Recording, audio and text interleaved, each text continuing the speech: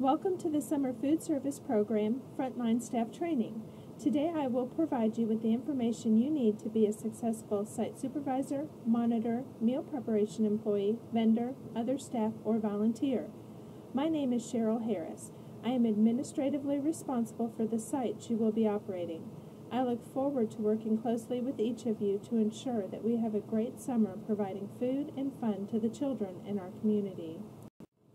Thank you for your participation in the Summer Food Service Program for the children of Buncombe County. Through your help and commitment in the summer of 2016, over 86,000 meals were consumed by children in our community. This training is essential in order for this program to be effective and within our state and federal regulations. Training is not complete until all of the proper paperwork has been submitted. A sample of the 3 pages verification of SFSP training are found at the conclusion of this video. Please do not hesitate to contact me at cheryl.harris@bcsemail.org or my office number 255-5974 or cell number 777-1390 if you have any questions. Topics being covered in today's training include goals of the program, site definition and eligibility, site information, meal pattern requirements, site operations and duties, record keeping, meal service requirements, and civil rights. The first goal of the Summer Food Service Program is to serve nutritious meals that meet the Summer Food Service Program meal pattern requirements and are appetizing to needy children. Meal pattern requirements help to ensure that needy children are receiving the nutrients they need. We will discuss these meal pattern requirements in detail later in this training.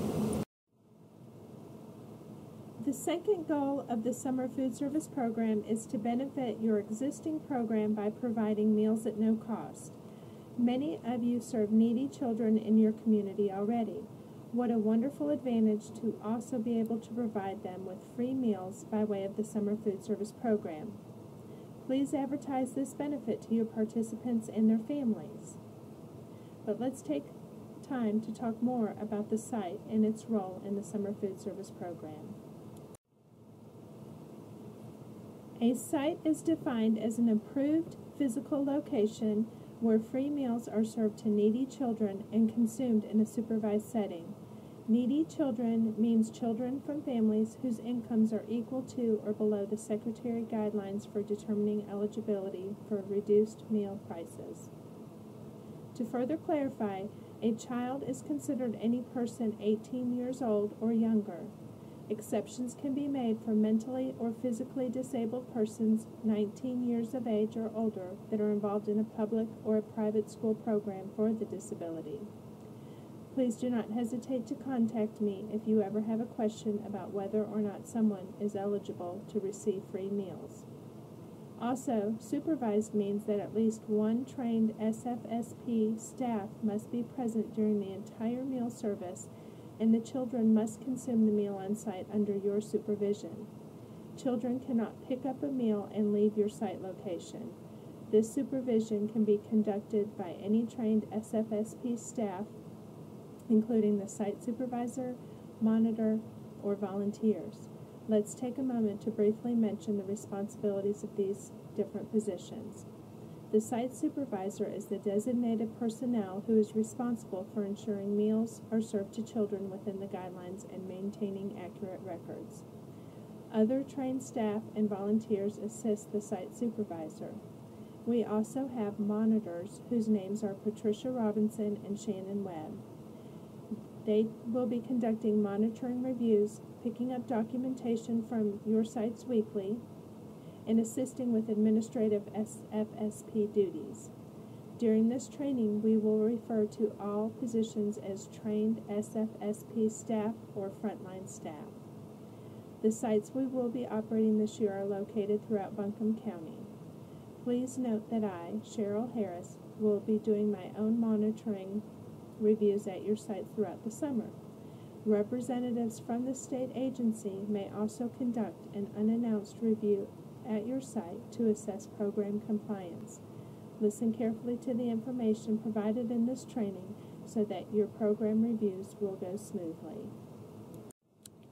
Now we will discuss the meal pattern that is required for breakfast, lunch, and snack. Your site may participate in breakfast and lunch, or lunch and snack, as determined by your application. Listed on this slide is an example of the meal pattern for breakfast. An example of a reimbursable breakfast that will be served is a chicken biscuit, seasonal fresh fruit, and chocolate or white milk. This slide is a representation of what is a reimbursable meal for breakfast. A reimbursable meal must contain the minimum requirements of the following meal components. An example of a typical breakfast that will be delivered to you is a chicken biscuit, seasonal fresh fruit, and chocolate or white milk. This slide is an example of what constitutes a reimbursable meal for lunch. An example of a reimbursable meal that will be delivered to you will be an Italian super sub, fresh vegetable medley, and chocolate or white milk. This slide is an example of what constitutes a reimbursable snack. An example of a typical snack that will be served is goldfish crackers and baby carrots with ranch or raisins, 100% fruit juice, and elf grams. This slide is what constitutes a reimbursable snack. An example of a typical snack that may be served is goldfish, crackers, and baby carrots with ranch or raisins, or 100% fruit juice and elf grams. A minimum of 8 fluid ounces of milk must be served with breakfast and lunch. This is an example of a summer meals menu that will be delivered at each one of your sites for display. This is the medical documentation form provided by the state agency. If a child has a medical condition that prevents them from receiving all of the required meal components at your site, submit this documentation to me so that I can keep it on file. Otherwise, it is your responsibility as Frontline staff to make sure that all of the required meal components are present. This form is available in English and in Spanish. Your site is required to have unitized meals delivered. A meal is considered unitized when all meal components are packaged, delivered, and served as a unit. Milk and cheese may be separate. If meals are delivered to you and they are not unitized meals, please contact me immediately at 777-1390. A share table is a designated area at the site where children may place unopened food items they do not wish to consume, and other children have the opportunity to take these items. Some examples of items you might see on a share table are unopened pints of milk and unopened applesauce. When placing these items on the table, they should be stored properly, meaning hot foods are kept hot and cold foods are kept cold. For example, items like milk should be placed in a bowl or container of ice. Perishable items must be thrown away at the end of service. Shelf-stable items can be left on the share table. However, no food can be reserved as part of a reimbursable meal. Recycling food items means serving an item as part of a reimbursable SFSP meal that was previously served to a child but was not consumed. Recycling food items is not allowed. It is unallowable to recycle meal components on the share table or meals that are missing or have inadequate components. For example, Susie got a complete meal on Monday, but she did not eat her fruit cup. The site supervisor cannot serve that fruit cup the next day as part of the SFSP reimbursable meal. However, Susie can put her fruit cup on the share table for another child to take. Since this fruit cup is shelf-stable, the fruit cup can remain on the share table. Order only the number of meals that you need. The regulations require that sites order meals with the intent of serving one meal per child in attendance. Contact me or your delivery kitchen to change the number of meals delivered if there are too many meals or there are not enough meals to serve to all of the children. If you prepare meals at your site, plan to regularly review and change the number of meals you prepare in order to meet the needs of your site. Since the goal of the summer food service program is to provide one meal per child in attendance, the site and sponsor must maintain good communication throughout the summer. This includes regularly communicating to the sponsor when the number of meals prepared or delivered should be adjusted. Again, it is required that sites prepare or deliver meals with the goal of serving one meal to each eligible child in attendance.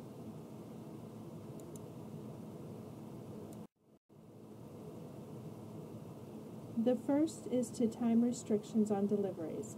Since you are receiving meals from a Buncombe County School preparation kitchen, the meals may not be delivered greater than 1 hour before the approved service time unless you have proper storage facilities on site to store the food.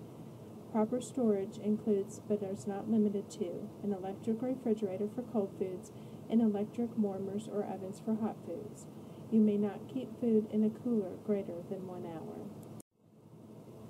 You must serve food that is at the correct temperature. The temperature danger zone for foods is the range of temperature where toxic or harmful bacteria can grow most rapidly. The temperature of 45 degrees to 135 degrees is considered to be the temperature danger zone. Food that is served in the temperature danger zone is potentially hazardous. Checking the food temperature with a thermometer is essential to safety because spoiled food does not always show visible signs. Sometimes food can look and smell okay, but toxic bacteria is actually growing. You are responsible for ensuring hot food remains hot and cold food remains cold, regardless of the meal preparation method. Trained SFSP staff are responsible for checking temperatures for each meal component upon delivery and prior to meal service. This is the SFSP delivery receipt. It must be completed by the central kitchen and the site supervisor. Here is the step-by-step breakdown for filling out a delivery receipt at the central kitchen. First, complete the top portion of the delivery receipt with the name of the food school authority or central kitchen, the date, the site name, and circle the meal that is being delivered. Then write in the meal items being delivered under the appropriate column. Count the items being delivered. Rather than indicating one pan of green beans, for example, it is important you indicate actual servings, like 50 half-cup servings. Check and record temperatures of all items, making sure hot foods are 130 degrees or above and cold foods are 45 degrees or below. Record the time the food leaves the kitchen. If everything is correct, sign and date the delivery receipt. Otherwise, adjust the delivery receipt and correct the problem. When the food arrives at your site, make sure the central kitchen has signed the delivery receipt. If they have not filled out the delivery receipt properly, you should ask the central kitchen representative before leaving the site or contact me immediately for assistance. Also, before the delivery person leaves your site, you should count the items to make sure it matches the delivery receipt and record the number, match the items of the delivery receipt to the items delivered, check and record temperatures of all items, record the time the food was delivered. If everything is correct, sign and date the delivery receipt. If the delivery is not correct, do not sign the delivery receipt without clearly writing on the receipt the problems with your site's delivery. Keep one copy to give to the central kitchen representative, which is usually the delivery person.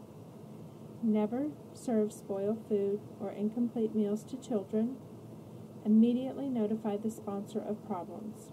Remember, it is mandatory that central kitchen sites keep accurate and fully completed delivery receipts for every meal. This is a sample delivery receipt. Notice that all of the information is filled in correctly. Now that the meals have been received, you must provide them to the children as complete meals. A complete meal meets or exceeds the minimum serving size of all meal components in regards to the meal type. Point of service meal counts are the process by which a trained SFSP staff counts a meal when the child receives a complete meal. Most sites have the children form a line. The site staff or volunteer marks a tally mark on the daily meal count sheet each time a complete meal is given to a child.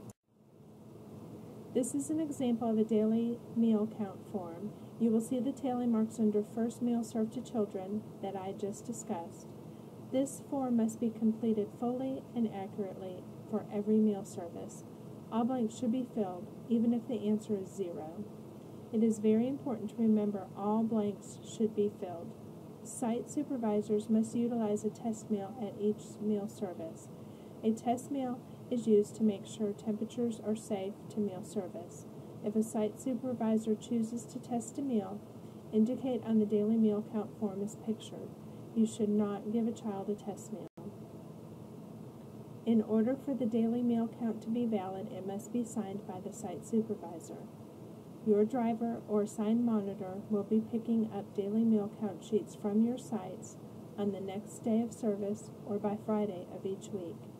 If you have delivery receipts, they will also be picked up at that time.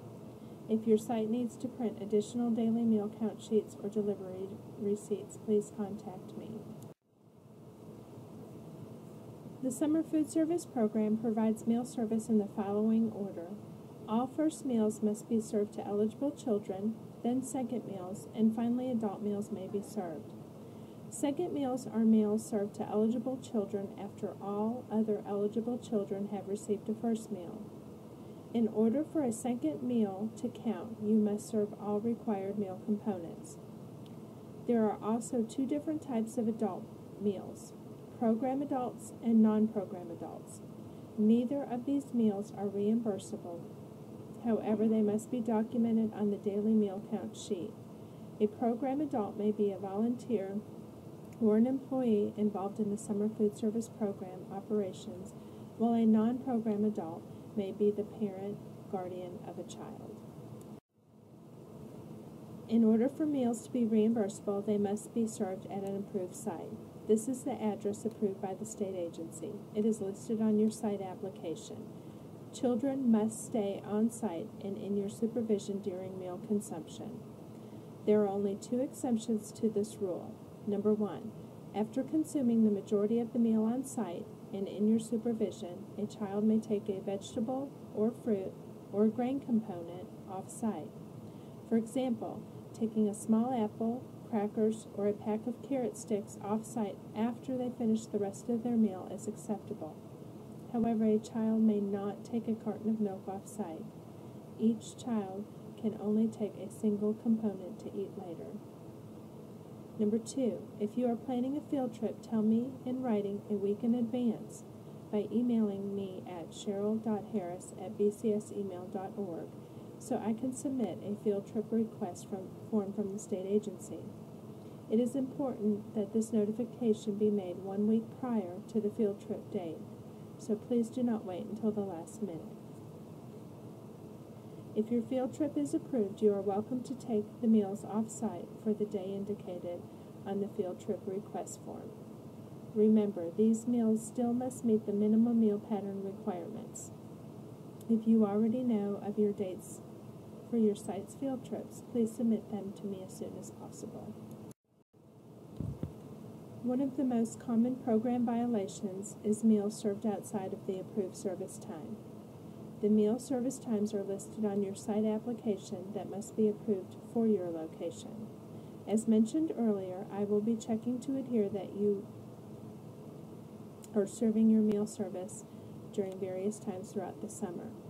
Site supervisors, if you feel that your program would be more successful by adjusting your meal service time, please contact me to make arrangements first, and I will assure that the change is made. Now we will discuss civil rights. Summer Food Service Program Frontline staff must abide by the civil rights statutes, regulations, and policies. According to FNS Instruction 113-1, there are 6 protected classes. They are race, color, national origin, sex, age, and disability.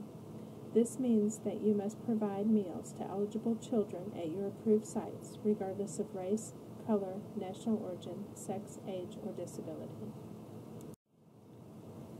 What is discrimination? Discrimination is defined as the act of distinguishing one person or group of persons from others. Title IV of the Civil Rights Act of 1964 prohibits discrimination in federally funded programs, including the Summer Food Service Program. What is discrimination? Discrimination is defined as the act of distinguishing one person or group of persons from others. Title VI of the Civil Rights Act of 1964 prohibits discrimination in federally funded programs, including the Summer Food Service Program. It is mandatory to have the Injustice for All poster be displayed in a prominent place where SFSP business is conducted. In the past, the best location for summer feeding has been to have the poster taped to the table where the meals are handed out. If you need additional posters, please contact me. This poster contains the non-discrimination statement and instructions on how to file a complaint. If I or a representative from the state agency visit your site and this poster is not displayed in a prominent location, it will be cited as a program violation. This is a copy of the non-discrimination statement and the information necessary for filing a complaint. Notice that all of the 6 protected classes are listed in this statement. There are 9 civil rights compliance areas that need to be addressed. They are collection and use of data, effective public notification systems, complaint procedures, compliance reviews, resolution of noncompliance, requirements for reasonable accommodation of person with disabilities, requirements for language assistance, conflict resolution, and customer service. Let's review each of these in more detail. Each person has both an ethnicity and a race.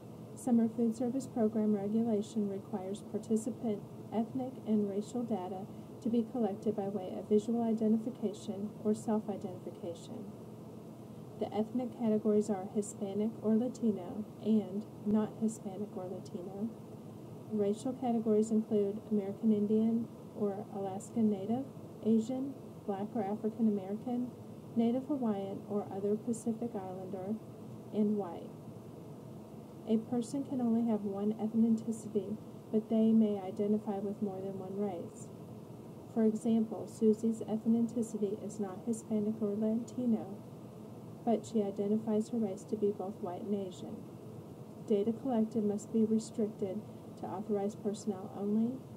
Now let's discuss compliance area number 2.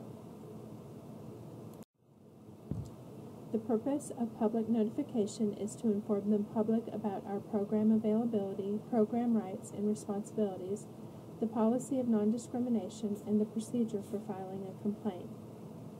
Buncombe County Schools will issue an annual media release. However, it is important to utilize the resources mentioned to notify others about your program availability, program rights and responsibilities, the policy of non-discrimination, and the procedure for filing a complaint.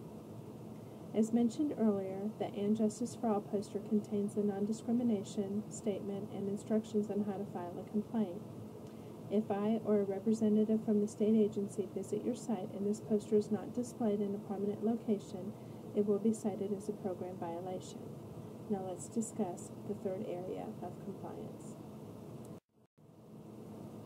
Contact me immediately if you are faced with a written or verbal complaint alleging discrimination on the basis of race, color, national origin, sex, age, or disability. You may remember that these are the 6 protected classes. I am required to report all written or verbal complaints to the state agency within a very specific time frame. I need your assistance to assure that all complaints are handled appropriately and in a timely manner. Compliance reviews are the next area we will discuss. The 3 types of reviews are the pre-approval or pre-award compliance review, the post-award or routine compliance review, and the special compliance review. The main purpose of these reviews are to evaluate compliance within civil rights laws, regulations, policies, instructions, and guidance. Compliance area number 5 is resolution of noncompliance. Noncompliance is the factual finding that any civil rights requirement as provided by law regulation, policy, instruction, or guidelines is not being adhered to. I am required to report all instances of noncompliance to the state agency within a very specific time frame. I need your assistance to ensure that noncompliance is resolved appropriately and in a timely manner. Compliance area number 6 requires reasonable accommodation for persons with disabilities. This means that you must ensure that persons with disabilities have accessibility to the program, easy access to the building where meal service is provided, and effective communication with staff. For example, it is important that a wheelchair ramp be provided for persons requiring this type of assistance to participate in meal service at your site. Compliance area number 6 requires reasonable accommodation for persons with disabilities. This means that you must ensure that persons with disabilities have access to the program, easy access to the building where the meal service is provided, and effective communication with staff. Under Compliance Area Number 7, we are required to ensure that assistance will be available when needed for potentially eligible summer food service program participants. Language assistance, for example, would improve program services for LEP persons. Conflict comes about from differences in needs, values, and motivations. Conflict is not a problem in itself.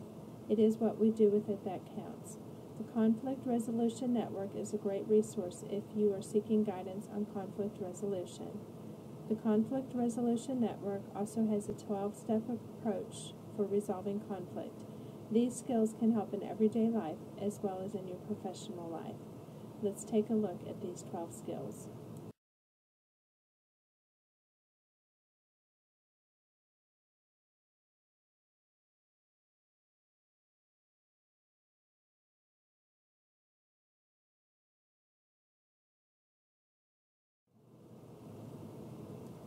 One of the best ways to ensure compliance with civil rights laws and to ensure that we treat everyone the same is to provide excellent customer service. You are constantly interacting with customers when operating the summer food service program. Your customers are the children you serve, the family members that may bring them to your meal service location, your team members of trained SFSP staff, or anyone who needs information from you. The following relationship skills can help you assure that superb customer service is provided at your sites: professionalism, listening skills, availability, responsiveness, and reliability. To conclude with the civil rights portion of our training, all summer food service program staff and volunteers must abide by the civil rights statutes, regulations, and policies we have discussed. If you have any additional questions regarding civil rights, contact the United States Department of Justice or the state agency. In order to operate as a site in the summer food service program, a contractual agreement between the sponsor and the site must be reviewed and signed. Let's take a few moments to summarize what the agreement says.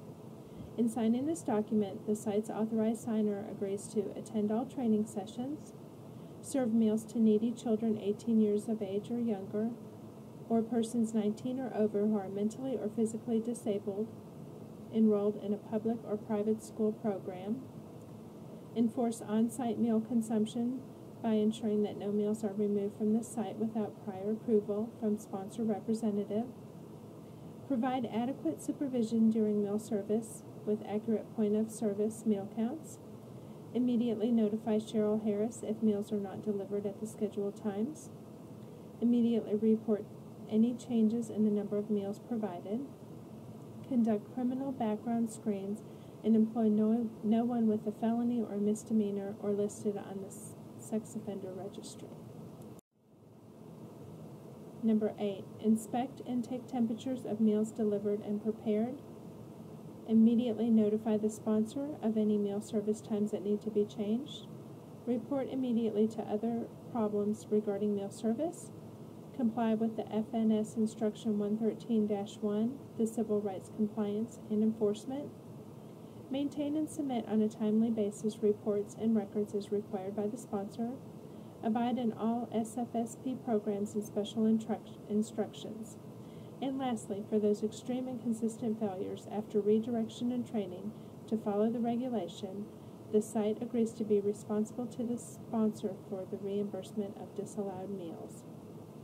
Remember that it is required for sites to adhere to the SFSP program regulations as instructed by the sponsor. We must all work efficiently and effectively in order to provide this much-needed program to our children in Buncombe County.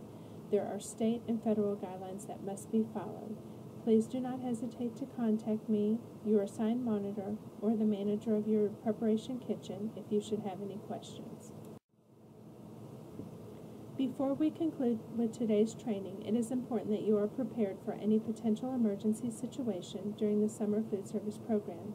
If you are faced with an emergency situation at any point, please follow this procedure. In the event of an extreme emergency, please contact the police or fire department by calling 911. If it is a non-threatening incident that needs to be reported, please contact Cheryl Harris at 777-1390 as soon as possible.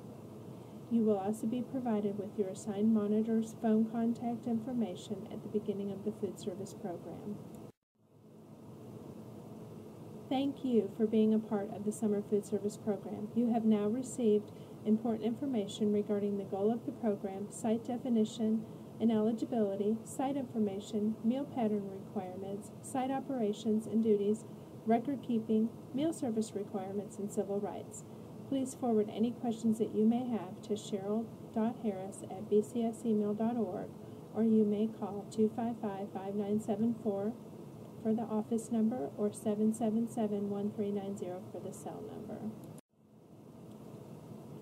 The verification of the SFSP training that you received as a Google Forms document must be completed and submitted accurately prior to volunteering with the summer food service program. Please contact Cheryl Harris if you have any questions. This is a sample of what questions will be asked.